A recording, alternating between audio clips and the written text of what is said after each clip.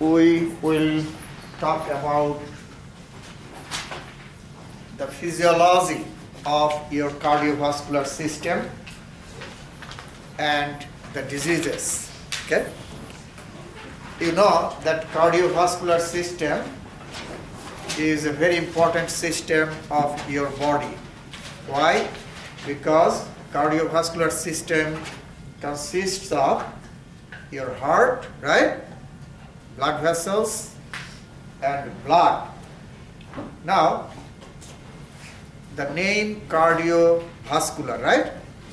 Cardio means what? Heart. Vascular, blood vessels. Is it clear? So, heart and the blood vessels and the blood inside them together form the cardiovascular system. Now, you know that blood vessels, when I say blood vessels, there are three types of blood vessels in your body. Arteries, right? Veins and capillaries. Make sense? So those are blood vessels. First, we'll talk about the heart. Heart is a very important organ in your body. And clinically, heart is very important because, you know, if any defect or disease occurs in your heart, it could be dangerous, right? It is a very important organ. So, that's why this is very important that you understand the anatomy and physiology of your heart. That means how your heart is structured, structure of the heart, and the function is physiology. Okay? Then we'll talk about the diseases. So, first we'll talk about the heart. We'll see the size, shape, location, chambers, valves, and those are the things in the heart. Then we'll talk about the circulation of blood. Cardiovascular system is for blood circulation. Blood circulates inside the cardiovascular system. So, two types of circulation, systemic and pulmonary. We'll talk about that, okay? What are different types of circulation? Then we'll talk about diseases. First, as I have already mentioned,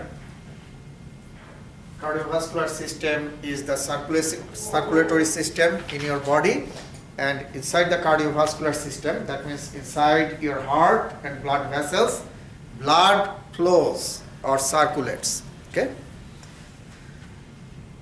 Now,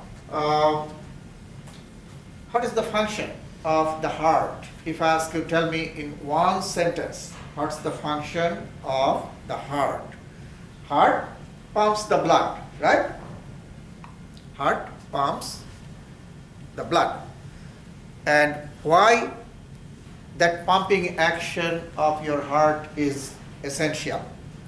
If heart doesn't pump the blood, blood will not flow. Make sense? To flow, it needs pressure. Without pressure, blood will not flow, right? So, you see every time your heart contracts, what happens? Blood gets out from the heart, right? Enters into the blood vessels. Is it clear? And when heart relaxes, blood comes back into the heart. So that is the pumping action. You see? Contraction, relaxation, right? Contraction pushes the blood out, and that gives motion to the blood, right? So blood will circulate inside the blood vessel. And relaxation will bring the blood back into the heart. So that is the pumping action, contraction and relaxation. And that is essential to move the blood, circulate the blood. Now the question is, why blood needs to flow? Why blood needs to continuously circulate 24 hours throughout the life? It gets reoxygenated. transport, right? Blood transports. Only simple word. Blood transports. Chemicals. What kind of chemicals? She mentioned one. Oxygen. Very important, right? If blood doesn't move or doesn't transport oxygen, your brain will not get oxygen. Your tissue will not get oxygen. Make sense? So blood transports what? Oxygen, as well as other important chemicals. For example, nutrients. Right? Blood transports hormones from the gland to the target organ. Blood transports carbon dioxide. Blood transports metabolic wastes, toxic chemicals to the kidneys. So kidney can excrete them. Make sense? So blood carries the toxic chemicals, metabolic waste from the body to the kidneys. And kidneys excrete them. Is it clear? So now let's go back. If I ask you, what is the function of the heart? Pumping action, right? To circulate, you are right, the blood. By the pumping action of the heart, blood circulates inside the circulatory system. And why circulation is important? Transport. To transport. Transport of what? Chemicals. What are the chemicals? I have mentioned, right? Oxygen, carbon dioxide, those are gases, right? Nutrients, metabolic waste, hormones, as well as antibodies. They fight against the antigens. So those are the important chemicals your blood transports. Heart is located in the thoracic cavity. What is thoracic cavity? Inside the chest. The cavity is called thoracic cavity. Some people say thoracic. So this is thoracic cavity inside, right? In this part, which cavity? Anybody? What is this? Abdominal cavity here, right? Thoracic cavity is here. Make sense? So your heart is located inside the thoracic cavity, right? But thoracic cavity is a big cavity, right? Specifically in between two lungs. So if I draw, this is your right lung, this is your left lung, your heart is located like this here, and the blood vessels, okay? So this is thoracic cavity here, and this is diaphragm, a flat muscular structure that is called diaphragm.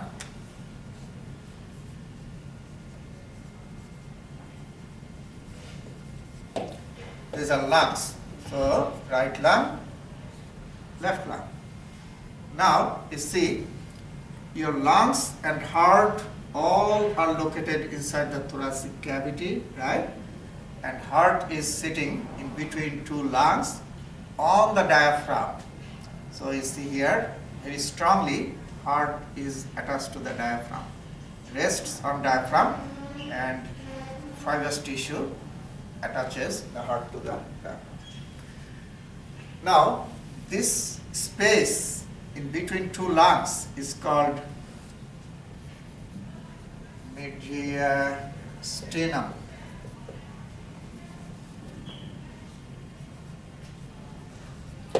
So, mediastinum is the space between your two lungs, and your heart is located inside the mediastinum. Heart is located in the mediastinum. That means between two lungs. Make sense? Thoracic cavity is big, right? If I ask you specifically, where? In the thoracic cavity, in the mediastinum, the space between two lungs, and rests on the diaphragm. Okay. Now, 2/3 part of your heart, that means most part of your heart is in which side, right or left? Left, right? That's why we say heart is in the left side. Not the whole heart is in the left side. 2/3 part in the left and 1/3 part in the right. Okay, so it goes like this. Look at me. Most part is in the left side, okay?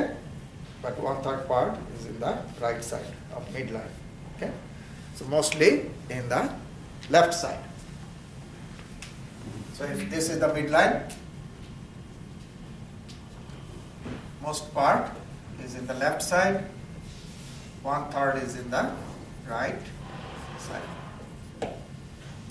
And the lower left end of the heart is kind of pointed, and this part is called apex.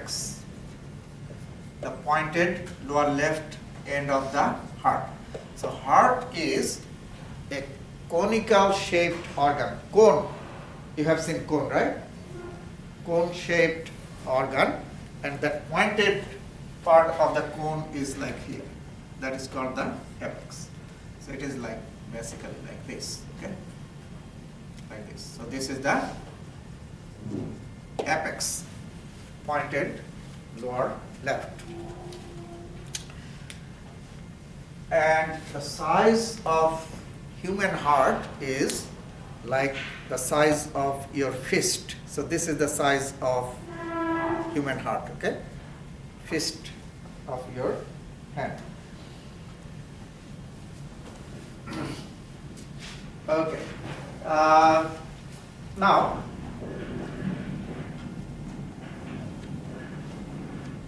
heart has how many chambers? Human heart? Inside the heart, how many chambers you have?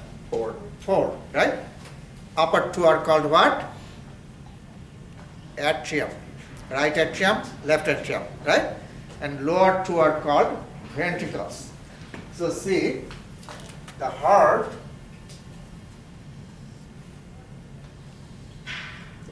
has four chambers.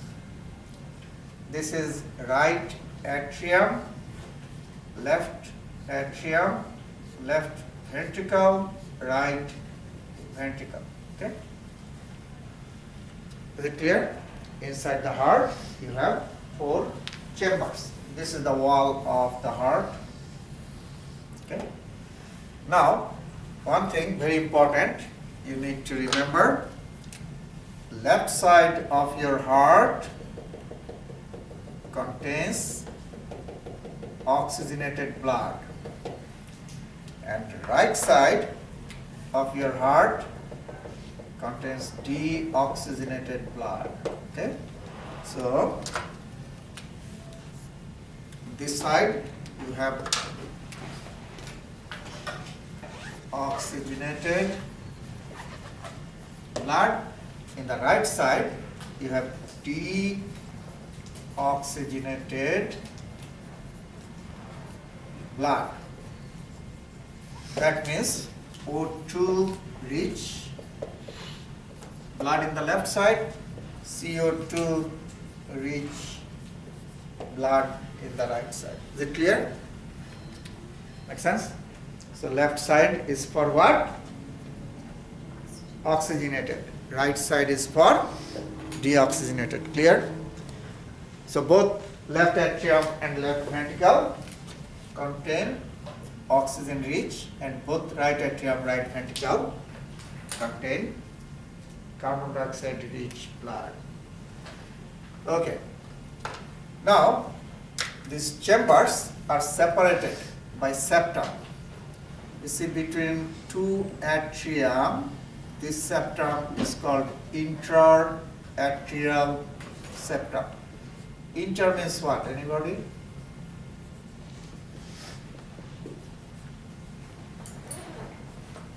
Inter means what? In between. Inter means what? In between, right? Septum. Interatrial means in between two atria. This septum is the partition. Is it clear? And this one is what? Interdiaphragm. ventricular septum between right and left ventricles. So this is interventricular septum. Make sense? So inside the heart, human heart, how many chambers? Four.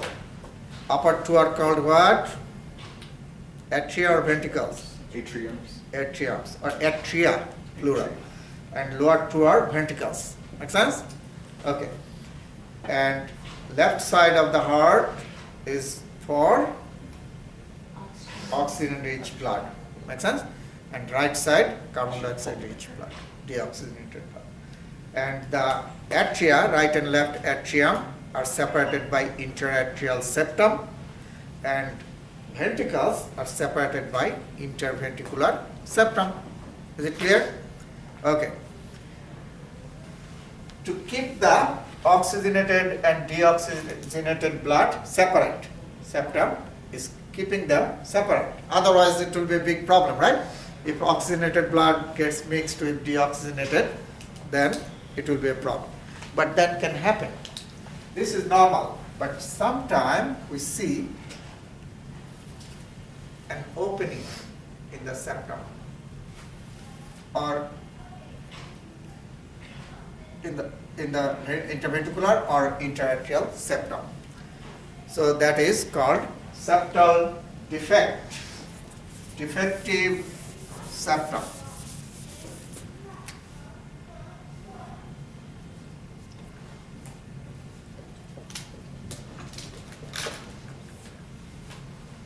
Makes sense, right?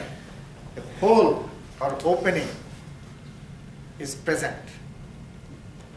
And most of the cases, it happens by birth, congenital disorder. Make sense?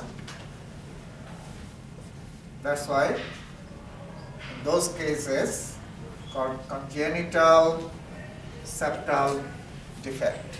By birth, we see the infant has that, hole or opening in the septum.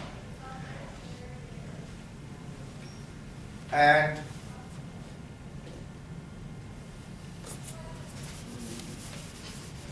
if there is an opening here, what is the problem? I already mentioned, septum separates, right? Oxygenated and deoxygenated blood. So in this case, what happens, you see, deoxygenated blood and oxygenated blood get mixed together, right? Because blood goes from one side to the other side. Now you see the problem is, if this oxygenated blood gets mixed with deoxygenated, the amount of oxygen goes down in this chamber. Make sense?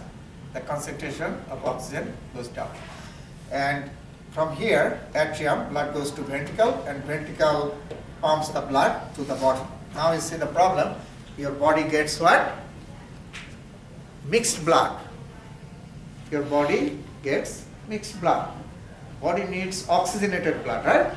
But oxygen amount is less in this blood. So your tissue will suffer from lack of oxygen. Very simple. Make sense? Not getting enough oxygen. So your heart will try to do what? Will try to compensate that. Try to give more oxygen to the tissue, right? That is homeostasis. Your body always try to compensate. So heart has to work more. Make sense? Send more blood. Work more. And that could be eventually a problem. If your heart works more for a long time, that can cause heart failure. Make sense? Eventually, your heart may fail. And that could be a result if you don't treat the congenital septal defect, that eventually can lead to heart failure. Does it make sense? Your heart is working too much, right? So eventually it may fail. Now, the treatment is usually surgical repair. You can fill that gap surgically. Okay, and that will take care of that problem. Okay, so that is one type of septal defect that is called. This is called interventricular septal defect, interventricular septal defect, interaxial septal defect. Okay. Now let's move forward. Have you seen sometime if an infant, small baby, cries for a long time, what happens in the body? The color bluish. You'll see the body turns bluish, right? After birth in infants, in some cases we see still the septum is not completely fused. There is a hole there. So when the baby cries, heart beats faster, right? Heart beats faster. So more deoxygenated blood gets mixed, okay? And that blood enters into the circulation, and deoxygenated blood makes your skin color bluish. That's a cyanosis. And that happens. And then when baby stops crying, you see it gradually disappears, okay? When the septum is formed in early life, in fetus, what happens is, see, this is the heart, interaxial septum is formed like this. From upper part of the heart, it gradually goes down, gets longer, bigger, and from lower part, it grows like this. And eventually, they grow towards each other and fuse and form one septum. Make sense?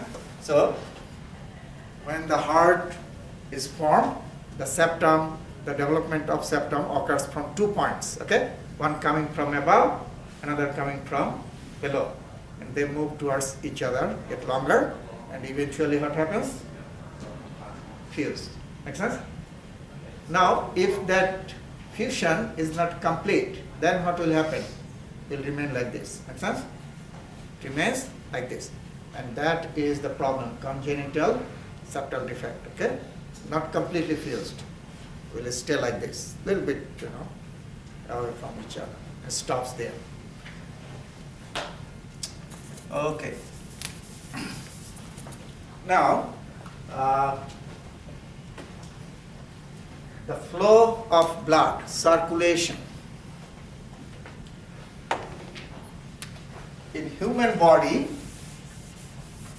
we divide the circulation of blood,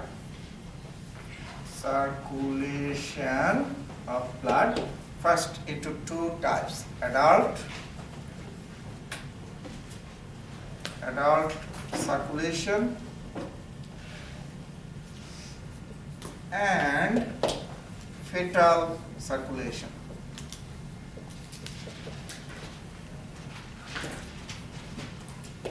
First, if you see in adult body, we have systemic circulation, pulmonary circulation, and another circulation that is called hepatic portal circulation.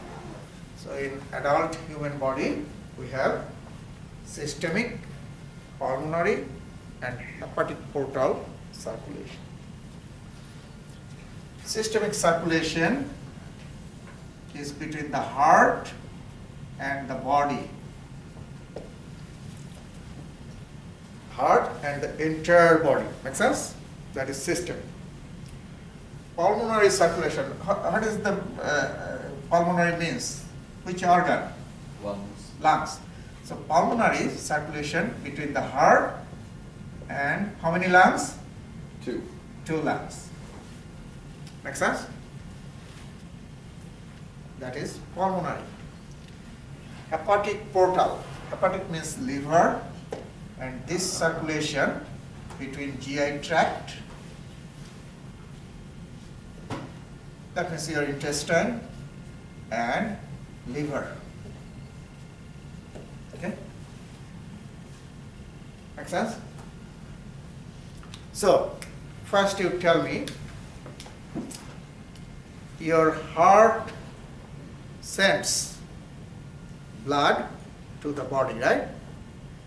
What kind of blood should go from the heart to the body? Oxygenated or deoxygenated? Think simple. Yes, you are right. What kind of blood should go to the body? Oxygenated. Make sense? Because your tissue needs oxygen, right? Blood goes from the heart to the body to give oxygen. Is it clear? Okay. Now you tell me, from your heart, blood goes to your lungs. To give oxygen or get oxygen? Blood goes from heart to the lung to get oxygen. Because you take the oxygen, right? Inhale the oxygen from outside, that goes to the lung, right? So heart sends the blood to the lung to get, blood goes to the lung to get the oxygen. Everybody knows that actually. You know that, right? Okay. Heart sends the blood to the lung to get oxygen. Heart sends the blood to the body to give oxygen. Opposite. Is it clear? So, now you tell me, heart sends blood to the lungs. What kind of blood should go to the lung? Deoxygenated or oxygenated? Very good, right? Because it's going to get oxygen, right? So deoxygenated blood will go from your heart to the lungs, right and left lung. Now you tell me, I just mentioned, which side of your heart has deoxygenated blood? Right? So, right side. So from which side of your heart blood should go to the lungs? Right side. Is it clear? Okay, very good. Which side of your heart has oxygenated blood? Left. So from left side of your heart, blood should go to the body to give oxygen. Is it clear? Okay. So that is number one. You need to know that right side contains CO2 rich deoxygenated blood and left side oxygenated blood. That is number one. You need to know. You need to remember all the time. Number one rule to understand the circulation. Number two, atrium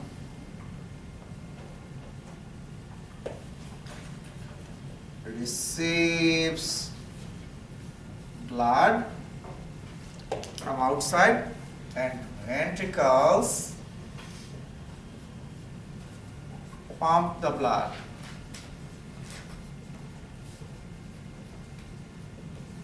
If you know these two rules, if you remember these two rules, understanding the circulation will be very easy. You will clearly understand the circulation. Make sense? Okay. Now, I said that who pumps the blood out? Atrium or ventricle?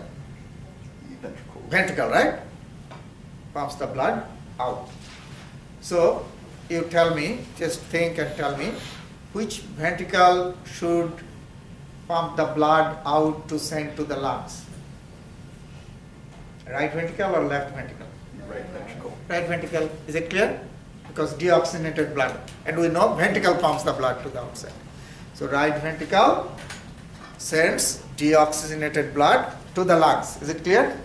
And blood gets oxygen, become oxygenated, right? And now blood has to come back into the heart. Make sense? So oxygenated blood comes back into the heart. Now you tell me, oxygenated blood should come back into left side or right side? Because left side contains oxygenated blood, right? So oxygenated blood from the lungs should come back in your left side. And who receives the blood? Atrium receives the blood. Make sense? So left atrium will receive oxygenated blood that coming back from the lung. And then always, this is remember, always atrium gives blood to the ventricle, same size ventricle. Atrium gives to same sides ventricle. That's the function of atrium. Receiving from outside and giving to the same sides ventricle. Okay, now you see, from the lung, oxygenated blood gets back into the left atrium. From left atrium, it will always go to the left ventricle, and left ventricle now sends the blood, pumps the blood to the outside. Oxygenated blood, it should go to the body. You understand that, right? Oxygenated blood will be sent to the body. Make sense? So, pulmonary circulation, heart is sending blood to the lung, and from the lung, blood is coming back into the heart. Is it clear? Between heart and lung. From heart going to the lung, from lung coming back into the heart. Clear? That's pulmonary. Systemic circulation, from heart going to the body, and from body coming back to the heart. Now, what is hepatic portal circulation?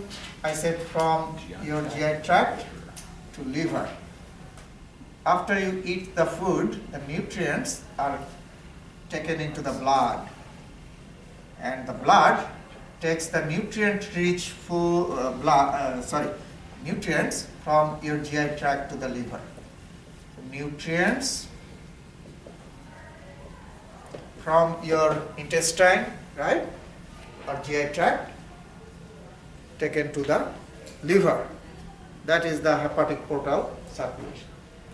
So if you see the blood in hepatic portal circulation, it has a lot of nutrients. Make sense? Going from intestine to the liver. Why liver? Because liver is the main organ for metabolism. First, metabolism should occur in the liver. That's why the nutrients are taken to the liver. Okay, so those are different types of circulation. Is it clear to everybody? Make sense? Okay. Did you understand? Okay. So now, yes. Oh, what about the fetal circulation? Fetal circulation is the circulation of blood between the mother and the fetus. Okay? From mother's body, blood should go to the fetus body, because in first 2 trimester of pregnancy, the fetus heart doesn't occur. Fetal circulation is not established. Okay? So from mother's body, blood goes to the fetus to give oxygen and nutrition. Make sense? Through umbilical veins. So in fetal circulation, just know that in fetal circulation, where is that? I have this. Umbilical veins and arteries.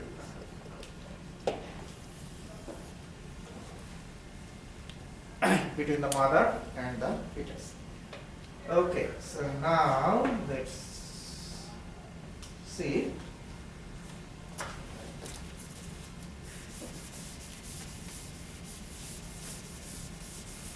Heart rate.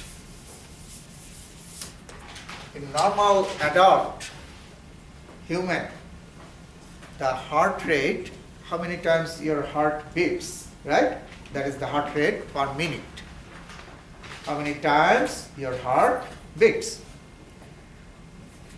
The range is different in different books. Sometimes you see some books say 60 to 90, the range. Some books says here says 60 to 100 beats per minute. So if someone's heart rate is in between 60 to 100, we'll say it is normal. Make sense? Normal heart rate. Average, we say what? 72. We say average 72. Now, if the heart rate increases above 100 per minute, Is that normal? In resting condition, normal, you are in resting condition, it is not normal, right? And if it goes below 60 per minute, this is also not normal, out of normal range. And this is called arrhythmia. Arrhythmia is irregular heartbeat. It could be fast than normal or slower than normal. If the heart rate is too fast, this clinical condition is called tachycardia.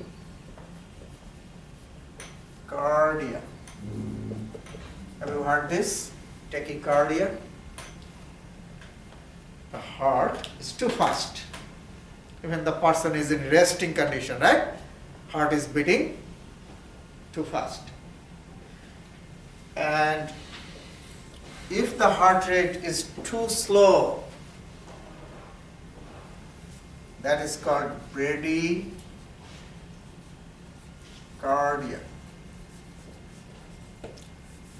So bradycardia is a clinical condition where the heart is too slow. Tachycardia is the condition where the heart is what? Too fast. Make sense? And arrhythmia is a broad term. If someone's heart rate is irregular, not normal, as a whole, we say arrhythmia. Okay?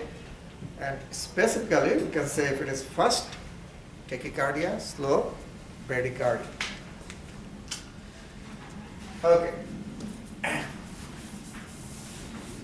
Now, you know, if heart is too fast, we take the medicine that will reduce the heart rate.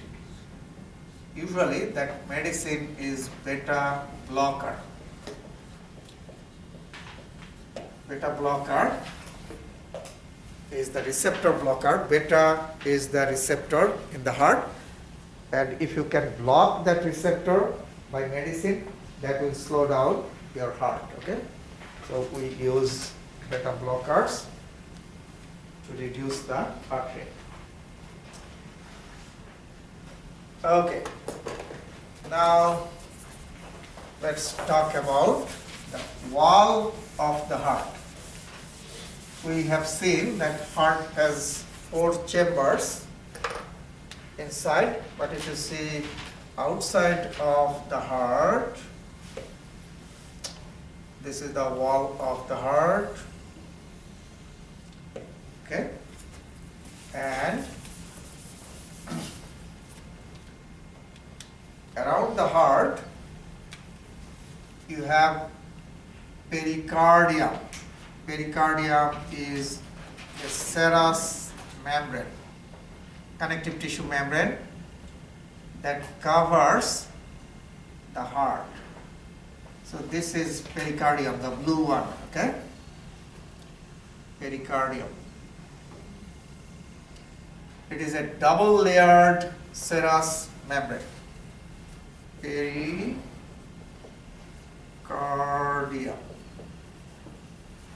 Peri means what? Peri means, have you heard perimeter? Peri means what? Around. Surrounding. Around. Peri. Cardium means what? Cardia? Cardia. Heart, right? So around the heart, that membrane covers the heart. That is called what? Pericardium. Is it clear? It is a connective tissue membrane. It has 2 layers. So we said double layered serous membrane around the heart. Double layered serous membrane. So this is one layer. The inner one is attached to the wall of the heart, and outer one is not directly attached to the wall of the heart. You see how it goes? It goes like this and then get folded here, then comes back like this. And same thing here, like this, okay?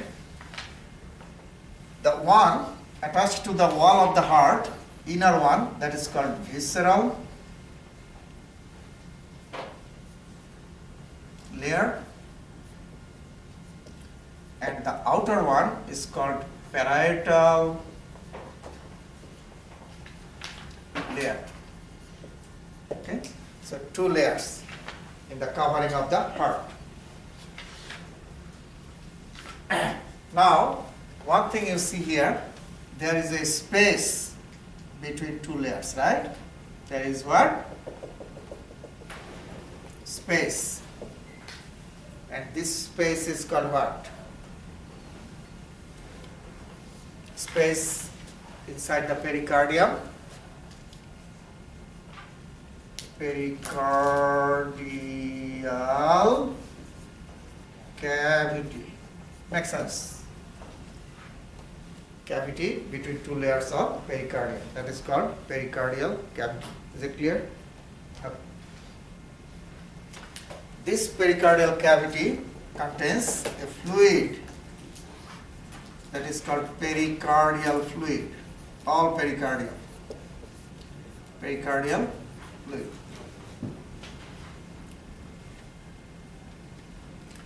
Between two layers of pericardium, you have a space that is called pericardial cavity, and the fluid is called what? Pericardial fluid.